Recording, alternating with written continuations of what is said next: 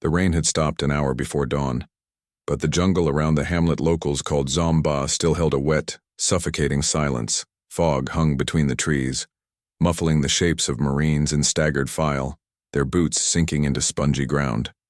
Somewhere a drip of water kept falling from a palm frond, steady as a ticking clock. It was 4:30 in late May 1968, in the coastal lowlands of Quảng Nam province, south of Da Nang. The air was cool for once, already heavy with the promise of heat. Under a clouded moon, a squad from 1st Platoon, Company H, 2nd Battalion, 5th Marines spread into a loose cordon around an unremarkable patch of earth. Matted leaves, tangled roots, old bomb craters swallowed by green. To most of them it was just more jungle. To the man kneeling at its center it was a doorway. Lance Corporal Jack Mercer was 20 years old, barely 5'6" in jungle boots, all wiry muscle and hollowed cheeks from months in country. Sweat clung to his neck despite the morning chill. One hand rested on the butt of his holstered .45, the other on a battered flashlight with its lens wrapped in red cellophane. He was the smallest man in the platoon.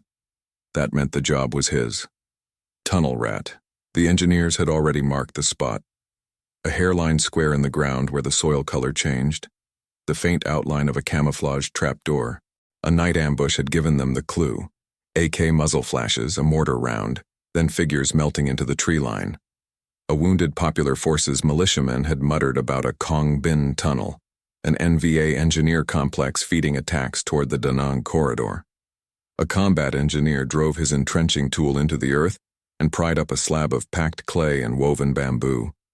The forest floor hinged up with a wet, sucking sound. Beneath it, a square of darkness exhaled stale, cool air that smelled of damp earth, sweat, and burned kerosene. 1st Platoon's commander, a young lieutenant with only 3 months in country, crouched beside Mercer. "Tell thinks this is part of a bigger system," he murmured. "Maybe regimental, maybe local. Either way, they're hitting Route 1 from somewhere close. We shut this down, we make the road a lot less deadly." Mercer nodded. Convoys along Route 1 had been chewed up for months by mines and sudden mortar barrages. The NVA loved tunnels like this, close enough to strike, deep enough to ride out artillery. He could feel the platoon's eyes on his back. No one said it, but everyone thought the same thing whenever a tunnel turned up. Better him than me. Beside the opening lay a length of commo wire. Mercer tied it around his waist, looping it twice over his flak. Radios turned to mush underground. They'd learned that the hard way. So they'd gone back to something simpler. Tugs on a line. 1 tug, moving. 2, chamber clear. 3, coming back. 4, fast and wild. Trouble. The lieutenant leaned closer. "We think it's 1 level. A few fighting holes, maybe a cache. Clear what you can, mark what you can't. If it's too big, you come back. You don't die in there for an inventory." Mercer gave a quick, humorless smile. Aye aye. He unbuckled his helmet, too bulky in tight spaces, and handed it up to a rifleman. All he kept was his flak, pistol, sheath knife taped to his shoulder strap and the red-lensed light. He swung his legs into the hole. The walls were smooth clay, damp and cold. Toe holds had been carved into the side, worn slick by bare feet and rubber sandals. His boots found them easily. The square of sky above shrank as he lowered himself. Jungle noise smothered by the earth closing in. 8 feet down, his boots hit solid ground. He crouched instinctively, shoulders brushing clay. The light from above was a dim smudge. He clicked the flashlight on. The red beam cut into a tunnel barely wider than his shoulders, just high enough for a hunched crawl. His heart thudded loud in the confined space. He could hear his own breath bounce off the walls. Mercer gave the wire around his waist a single, deliberate tug. A faint answering pull came from above. "We've got you." He started forward on hands and knees, pistol close to his chest, flashlight extended in his left hand. The air was cooler than outside, but close, as if borrowed from too many lungs. Clay sucked at his palms. Bamboo braces shored up the ceiling, everything built for small, fast men. Up above, the Marines owned the fight. Helicopters, radios, artillery. Down here, it was just one man, a light and a handgun. Every few feet he stopped, killed the light, and listened. The dark pressed in, complete. Somewhere water dripped. A lonely metronome in the earth. No whisper of movement, no rasp of cloth. He flicked the beam back on and crawled. The first chamber came sooner than he expected, a shallow widening on the left, big enough for 3 or 4 men to sit hunched. A clay sleeping platform, a battered enamel cup, rice sacks stacked against the wall. The air still held the thin smell of cold smoke. He stayed at the threshold, not fully stepping in. One of the first lessons he'd picked up from an old army tunnel rat near Hugh: never put your weight where you haven't already put your eyes. He swept the floor for wires and plates, then checked the ceiling. In one corner, a thin ventilation shaft rose into darkness barely wider than a fist. Above ground it would vanish as a termite mound or clump of roots. He reversed a few inches, reached back and gave the wire 2 firm tugs. Chamber 1 clear. He moved on, deeper. The air grew thicker, the smell changing. Less of smoke, more of sweat and kerosene and the sharp bite of explosives. Red light revealed fresh scrapes along the walls where someone had brushed by recently. The hair on his neck prickled. This wasn't some abandoned spider hole. It was breathing. The second chamber opened on the right, a little larger than the first. A kerosene lantern hung from a notch, its glass cloudy with soot. RPD drum magazines lay in a corner beside a crate stenciled in faded Cyrillic. Rice sacks bulged along the back wall. A black pajama shirt lay crumpled where someone had stripped it off in a hurry. Mercer froze, listening. Nothing. The stillness felt recent, like a room that had just been vacated.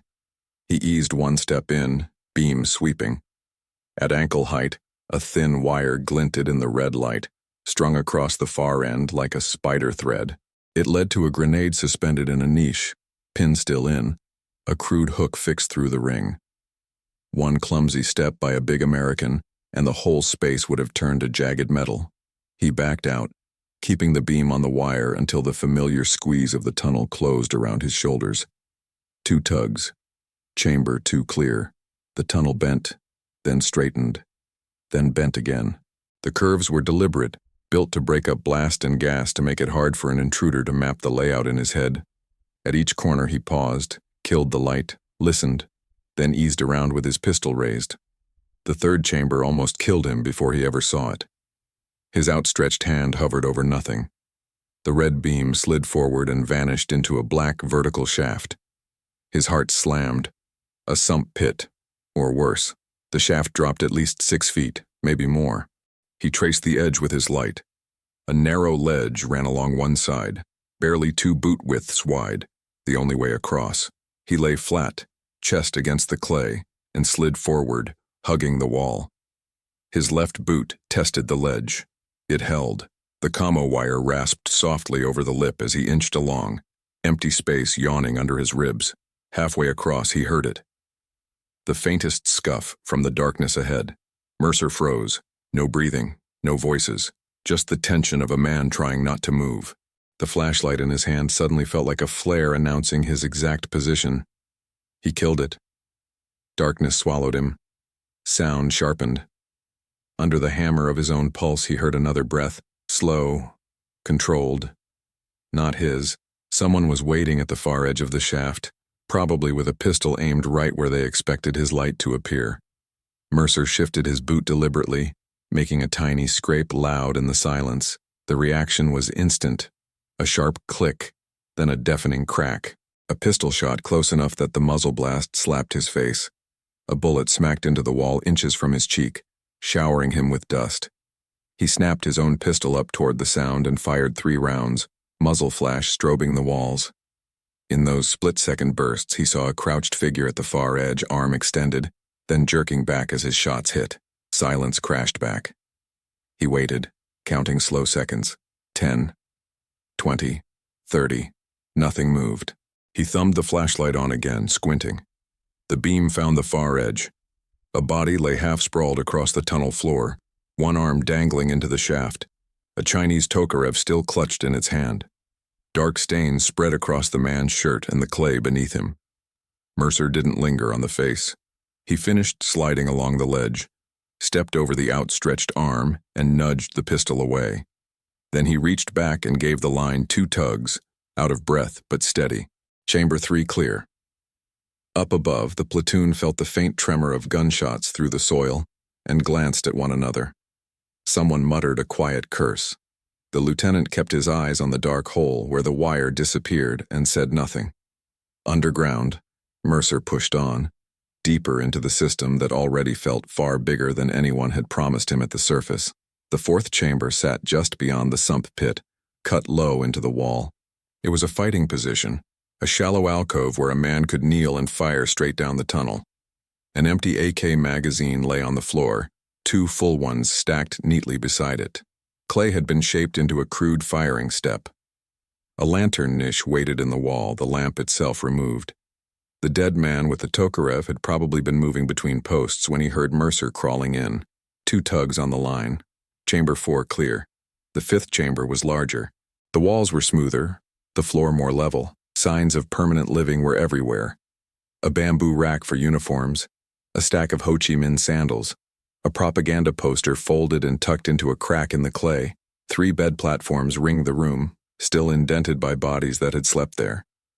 Near the center sat a wooden box with a crudely fitted lid, about knee-high. His first thought was supplies. His second was something uglier. He traced its edges with the light. No wire, no strange protrusions. Still, every instinct screamed at him not to touch it. Too many stories started with a curious hand and ended with a room full of shrapnel. He backed out, memorizing the layout for the engineers. 2 tugs. Chamber 5 clear. A few meters on, the tunnel forked into 2 nearly identical branches, left and right. Mercer knelt, cursing softly under his breath. Tunnels were like roots. Pick wrong, and you could lose yourself for good. He pressed a palm to each floor, feeling. Left, slick, but cool. Right, slick, and faintly warm. He chose warmth. The 6th chamber stopped him cold. It was a cache, an armory carved into the earth. Stacks of 82mm mortar rounds in straw padding, Chinese stick grenades lined up like fat green clubs, boxes of AK ammunition. Against the far wall, wrapped in oilcloth, a long, unmistakable shape, RPG launcher. He moved as if every inch of clay might blow. The beam skimmed the floor, the ceiling, the corners, no wires, no plates. Sometimes the NVA trusted concealment more than traps this deep inside. If you'd made it this far, they assumed you either belonged here or you were already dead. He counted under his breath. A few dozen mortar rounds, more grenades than he cared to tally. Enough small arms ammo to keep a company shooting for days. 2 tugs. Chamber 6 clear. The number ticked in his head like a mile marker. 6. Already more than the few fighting holes the lieutenant had promised. For the first time, he felt the scale of what he'd crawled into. He backtracked to the fork and slid into the left-hand tunnel. The air there was thicker, stained with the sour reek of waste. The 7th chamber appeared as a low-side alcove with a pit covered by a plank, buckets and a sack of lime stacked nearby. A latrine. Even underground, men needed somewhere to go. It made the place feel more human and more permanent. You didn't bother digging a latrine in a tunnel you planned to abandon. 2 quick tugs. Chamber 7 clear. Further in, angles sharpened. Corners came at regular intervals, the walls smoothed by practiced hands. This wasn't improvisation, it was engineering. Somebody had drawn this out on paper long before a single shovel bit into clay. The 8th chamber made that clear. He smelled paper and stale smoke before he saw it. Then the beam swung up and the walls came alive with maps. Hand-drawn sheets pinned to the clay with bamboo splinters and covered in plastic. Grease pencil lines traced routes through paddies and hedgerows. Small crosses marked ambush sites. Circles ringed marine outposts and ARVN compounds. Route 1 was underlined twice. Mortar arcs inked in sweeping curves. A crude table stood beneath the maps, built from planks and ammo crates. On it lay a Soviet field phone, a logbook, a pencil stub worn to near uselessness. Every instinct in him screamed to grab the maps, to stuff them under his blouse and crawl. But moving things in a tunnel was how you died. He lifted the beam to the ceiling. One patch of clay looked too smooth, as if freshly reworked. From it hung a thin cord that disappeared behind one of the map sheets. He eased closer. The cord ended in a grenade tucked in a niche, pin held barely in place by the line. Grab the map, tug the cord, pull the pin. Simple. Effective. He backed out, muscles tight, feeling the weight of intelligence just out of reach. 2 tugs. Chamber 8 clear. Mercer could feel fatigue creeping into his arms now. Each crawl stroke took a little more effort. He'd been under long enough that time had gone soft. Minutes stretched and folded. His world had shrunk to red light, damp clay, and the constant awareness that every inch might be wired to kill him. The ninth chamber changed the smell again. Antiseptic, blood, smoke. The room itself was almost bright by tunnel standards, lit by a shielded lamp left burning. Shelves carved into the walls held bandages, bottles of medicine, rolls of gauze. A stretcher lay on a clay platform, blanket stained dark. Metal trays sat nearby with scissors and forceps, a single bloody cloth crumpled on one. A medical station. He paused in the doorway, pistol up, light sweeping. No wires. No pits. The NVA hadn't trapped their aid post. Even underground, some spaces were spared the worst tricks. On the far wall between shelves, a small portrait sat behind glass. A young woman in a plain dress, gaze fixed on something just past the viewer. A wife, a sister, a reminder that the people who used this place were more than silhouettes in crosshairs. He gave the wire 2 tugs and backed out. Chamber 9 clear. The 10th chamber nearly ended everything. It looked ordinary. Burlap sacks, a few crates, a clay hearth with a blackened pot. The faint smell of cooked rice and fish hung in the air. He probed with the beam, saw nothing that screamed danger. He took 3 careful steps inside. Something clicked under his boot. The sound was tiny, but down here it felt thunderous. He felt the pressure plate give that fraction of an inch that meant the mechanism had tipped. There was no time to retreat, no room to dive far. Instinct hurled him sideways. He twisted in midair so his back hit the wall. The grenade under the plate detonated where he'd just been standing. The blast punched the air out of him. Light, heat, and shards of wood and clay slammed into his side. His ears erupted in raw pain. The room vanished in a roar and a storm of shrapnel. He hit the floor hard. The flashlight flew from his hand and went dark. For several heartbeats he lay there, unable to draw breath, the taste of blood hot in his mouth. Clay dust rained down. Am I dead? The thought floated up, weirdly calm. Then sensation came back in a rush. His left arm burned from elbow to wrist, skin alive with fire. His back throbbed where it had slammed the wall. His right thigh pulsed with a deep, alarming ache. He flexed his fingers. They moved. His legs answered, though pain flared. He waited for a second blast. None came. In total darkness, he groped until his hand found the flashlight. The casing felt cracked, but the switch still clicked. The beam flickered on, weaker than before but alive. The chamber was shredded. Crates splintered, walls pitted, a shallow crater blown into the floor. The ceiling sagged but held. He glanced at his arm. His torn sleeve was dotted with small dark blooms where metal had peppered his flesh. His thigh was wet and hot, blood running down into his boot. Not good. Not fatal. Not yet. He sucked air through his teeth, tasting dust and copper. The decision ahead was simple and brutal. Back out now, call 4 tugs and hope someone could reach him before the NVA regrouped, or push deeper, hurt and half-deaf, knowing that every crawl forward moved him farther from the only hole that led back to daylight. He thought of the cache full of mortars, the maps, the medical station, the engineered fighting positions. He pictured the rockets and shells these tunnels were feeding into ambushes along Route 1. He thought of the way his squad fell silent every time his name came up next to the word tunnel, trusting that the smallest Marine in the platoon would somehow come back and say what he'd seen. Fear and duty collided in his chest and fused into something hard. He rolled onto his knees, forced his protesting leg under him and got up in a crouch. The pain in his side flared where his flak hadn't fully covered some new cut, but he stayed upright. He picked up the fouetter, flexed his fingers until they steadied, and turned toward the far exit. Behind him, the blast had half buried the commo wire in debris. At some point, the tension from above had gone slack. When he tested it now, no answering tug came back. For the first time since he'd dropped into the earth, Mercer realized he might be completely on his own. No voice, no signal, just memory and nerve. 10 chambers down, 4 to go. He stood at the doorway of the ruined chamber for a long moment, letting the ringing in his ears fade from a roar to a constant hiss. The clay walls seemed to lean in, as if the tunnel itself were testing whether the intruder would keep moving. He tugged the wire again. Nothing. Maybe it was cut. Maybe the end topside had been dragged aside. Maybe... He shut the thought down. Panic in a tunnel was like panic underwater. Waste your air on it, and you drowned. He left the deadline tied to his waist. Even a useless lifeline felt better than none.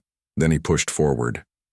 The 11th chamber came after a stretch of tunnel that seemed to stretch forever.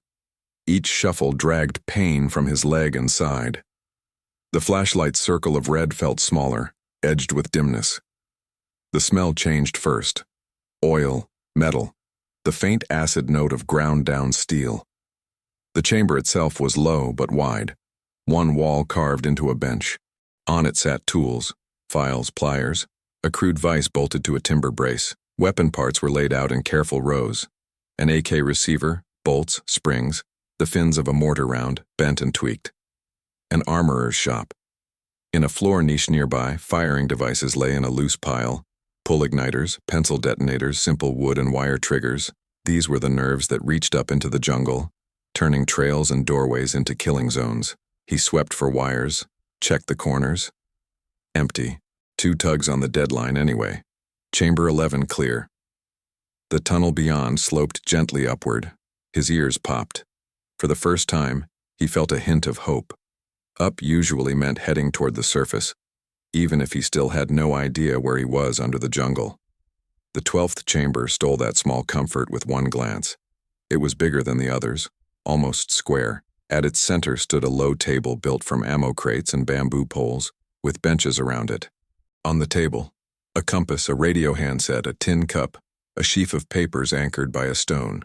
An AK-47 lay across it like a claim. Another wall held a larger map, hand-drawn, meticulous.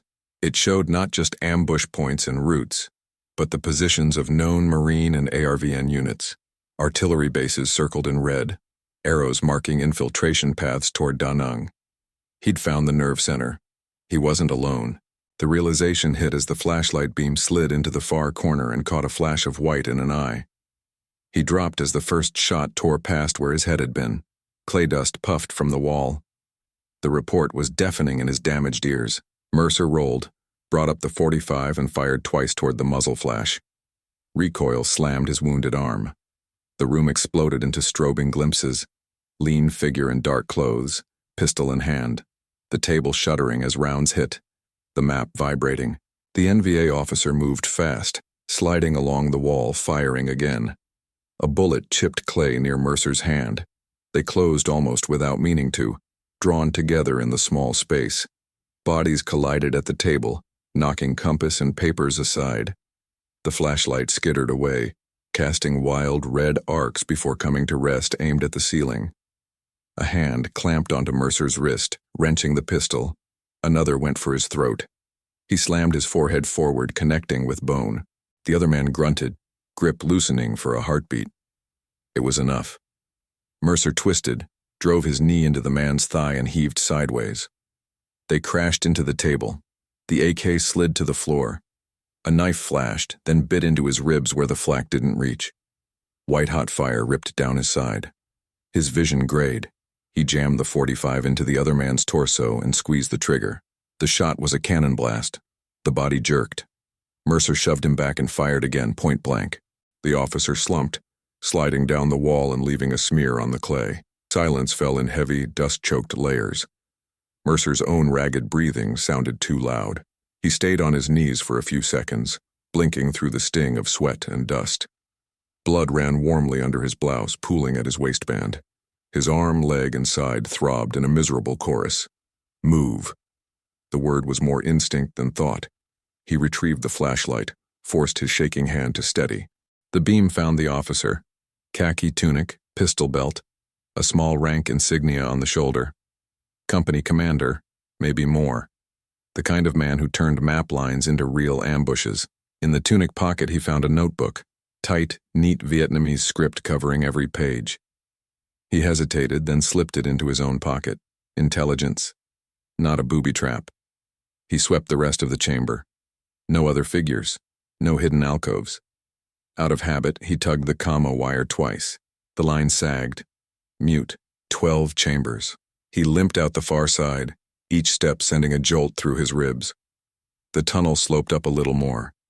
The air felt marginally fresher, but that might have been wishful thinking.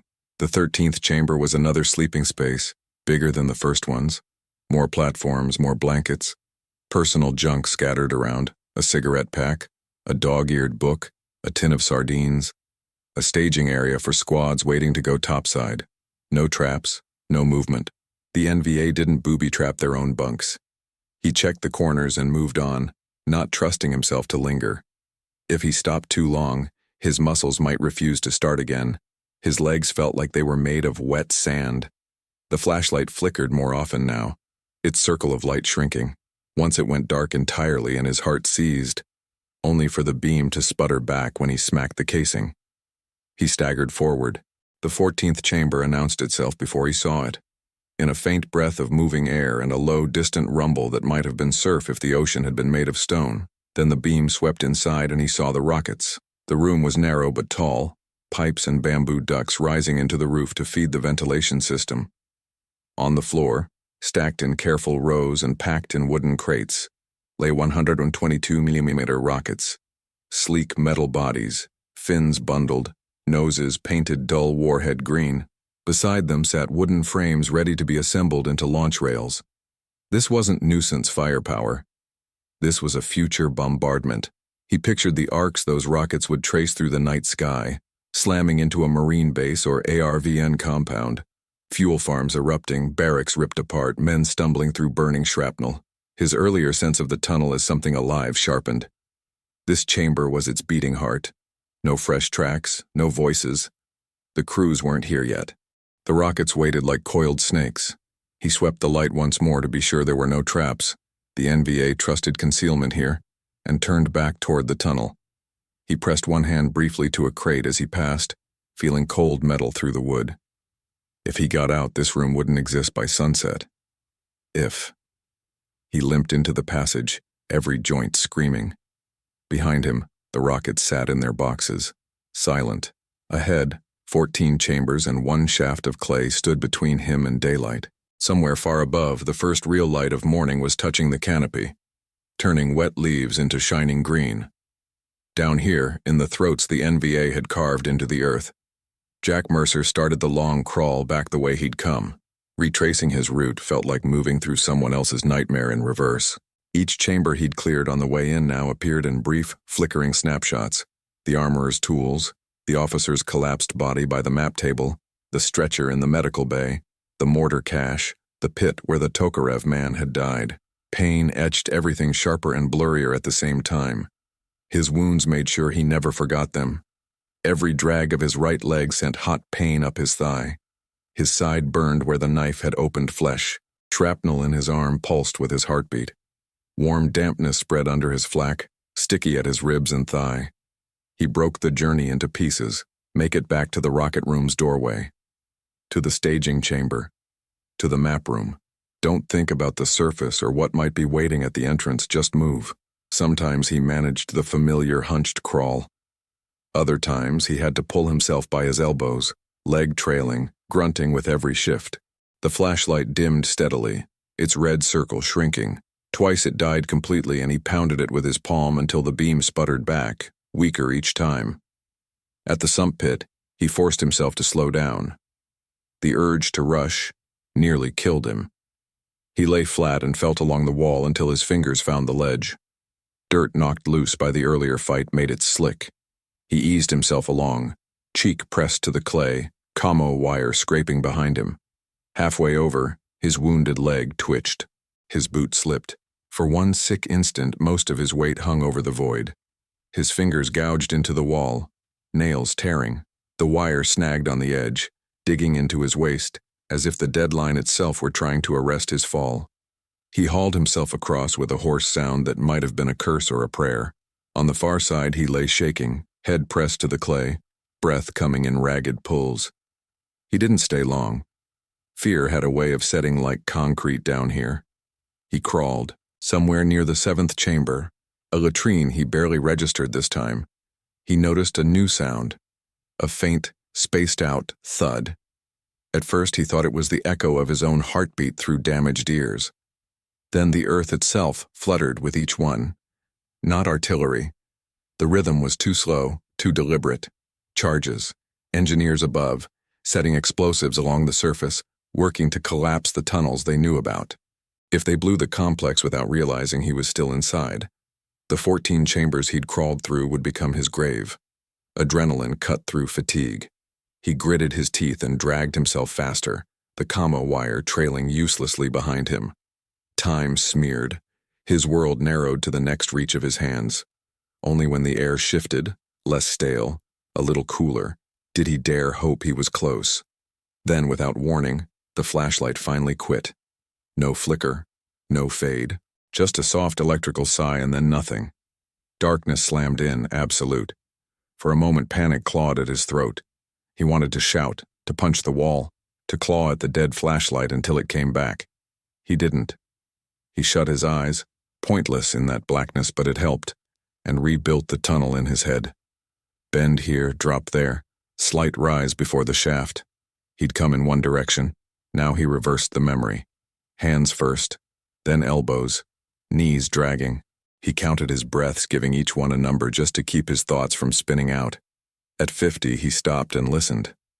The thuds were louder now, through the earth. The ground trembled faintly with each one. "Come on," he rasped. "Move, Jack." He pushed on. His fingers scraped something rougher than clay. Wood.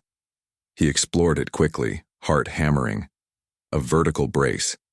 Then, above it, the smooth lip of the entrance shaft. He felt for the carved footholds with his boots and started to climb. It was clumsy, painful. His leg shook with every push. His side flared. He pressed his shoulder and boots against the clay to keep from sliding. His helmetless head bumped something solid. For an instant, pure horror surged. Had the entrance collapsed? His hands found the underside of the trapdoor still shut. He balanced on the toeholds, braced himself as best he could, and hammered his fist against it 3 times. Nothing. He hit it again, harder, knuckles screaming. This time faintly he heard an answering shout. The slab scraped. Light leaked around the edges. Then it lifted and a rectangle of blazing white rushed in, so bright after the tunnel that it might as well have been flares. Hands reached down, grabbing his harness, his arms, his blouse. "Got him. Easy, easy. Watch his leg." They hauled him out in a shower of dirt, boots kicking free of the shaft. Suddenly the weight of the earth was gone and he was on his back in the wet jungle, staring up at pale blue between branches. The air hit him like a wave. Hot, heavy, and gloriously open. Sound crashed in. Insects, leaves, men shouting, metal clinking, the distant thud of demolition charges. A corpsman knelt over him, hands already probing. "You with me, Lance Corporal?" Mercer swallowed against a dry throat and managed a nod. "Yeah." "You are one lucky son of..." The corpsman stopped himself. "You're in one piece, mostly. Let's keep it that way." He cut away the trouser leg, examined the thigh. "Shrapnel's not too deep. We'll dig it out later. Arms peppered. Side's a nice slice, but it missed the important stuff. You'll keep all your parts." The lieutenant appeared behind him, face tight. "We lost contact with the wire," he said. "Engineers were minutes away from starting the big shots. We thought you were..." Mercer's cracked grin came automatically. "Sorry to ruin the memorial, sir." "How far did you get?" the lieutenant asked. Mercer licked his lips, fighting dizziness. 14 chambers, caches, workshop, medical station, command post. He drew a careful breath. Rocket room at the end, a lot of 122s. The lieutenant's eyebrows climbed. 14? 14, Mercer repeated. The lieutenant let out a long breath. "All right, you've done enough. Rest. We'll take it from here." He turned to the Marines and the cluster of engineers around their gear. "We've got a full complex under us," he said. "Mortars, rockets, command, and medical. We are not leaving this one intact. Get your charges. We're going to drop every chamber we can reach." What followed was slow, methodical destruction. Using Mercer's directions, translated into distances and depths by men who thought in contour lines and blast patterns, The engineers probed for roof points and secondary entrances. They widened the main hole, pushed charges into vents and junctions. When the first big shots went off, the jungle jumped. Birds exploded from the canopy. Dirt puffed from hidden vents as if the ground itself were exhaling. Underground, roofs caved. Clay walls folded. Chambers that had taken months of labor to carve were crushed in seconds. Rockets shattered in their boxes, warheads cooking off in muffled violence the soil mostly swallowed. Mortar rounds split. Traps were buried under tons of fill. A kilometer away in a camouflaged command post along a low ridge, NVA officers felt the tremors and listened to the drawn-out thunder with growing unease. Radios crackled. Runners were sent out. Hours later, one came back from the direction of Zomba, uniform coated in dust. "There is nothing left," he reported. "The tunnels are collapsed. The rocket chamber, gone. Medical, armory, command. The earth is broken open. No one has returned." The sector commander, Nguyen Van Huy, stared at him. "Artillery? No, comrade," the runner said. "Engineers say the blasts were from inside, placed charges. The Americans must have walked the system. They knew where to put the explosions." Huy's hand tightened on the map. "One man?" he asked quietly. "One American went into our tunnels and did this?" The missing maps, the dead liaison teams, the rockets turned to scrap answered for the runner. Back at the marine perimeter, when the last charges had fired and the engineers were satisfied the complex was beyond salvage, Mercer lay on a poncho liner under a strip of shade. An IV bottle hung from a snapped branch above him. The world felt distant, wrapped in cotton. Sounds came dim. Someone laughing too loud. The metallic clink of a canteen. The muted thump of boots. The lieutenant crouched beside him again. "Intel's already drooling over what you brought back," he said. "Those maps in the notebook? They're going to make some staff officers month, so will the fact that an entire rocket site is now a hole in the ground?" Mercer blinked slowly. "Just doing my job, sir." The lieutenant gave a short laugh. "Yeah, that's what we'll write on the paperwork. For what it's worth, the engineers say they've never seen a complex that big gutted after one man went down first." Mercer shifted, wincing. "Don't call it that. Makes it sound easy. No one who watched that hole," the lieutenant said, "thinks what you did was easy." Word spread the way it always does in war zones. Faster than official reports, slower than rumor. By the time Mercer could limp around the battalion aid station, the story had picked up edges. Some said he'd gone down with 2 pistols and a knife in his teeth. Others swore he'd fought a dozen NVA in one cramped room. The numbers shifted, the details blurred, but the core stayed the same. One small Marine crawled into a tunnel near Zomba, and an entire underground complex didn't survive the morning. Months later, interrogators talking to a captured NVA courier heard about the tunnel disaster. The man described furious commanders and shattered plans. Rockets lost, maps gone, units cut off. "Your rat," the interpreter translated, "turned our mountain into an empty hill." When the war finally wound down and the men who'd fought it scattered back to jobs and families, the official records barely mentioned that day. There were no news photos of the entrance hole, no correspondent scribbling notes, while a dirt-covered Marine was hauled into the light. The action near Zomba was just one more line in a battalion log. But for the Marines who stood in the fog that morning, smelling the stale breath of the open tunnel and feeling the faint tugs on a wire under their boots, it never faded. They remembered the way the line suddenly went slack after the blast, the long, sick minutes when the engineers talked about starting the big shots and no one wanted to say out loud what that would mean for the kid underground. And they remembered the square of dirt lifting, the rectangle of white light widening, and a small mud-plastered figure dragged out, eyes squeezed shut against the sun. Years later, at reunions in rented halls and VFW basements, under banners gone yellow at the edges, they told the story again. Of a lance corporal from 2-5 who went into a hole with a 3-5, a flashlight and more courage than common sense, and how chamber by chamber, 14 in all, he helped turn an invisible enemy sanctuary into crushed clay and buried steel. In the end, it wasn't the exact number of rockets destroyed or the size of the crater that stuck with them.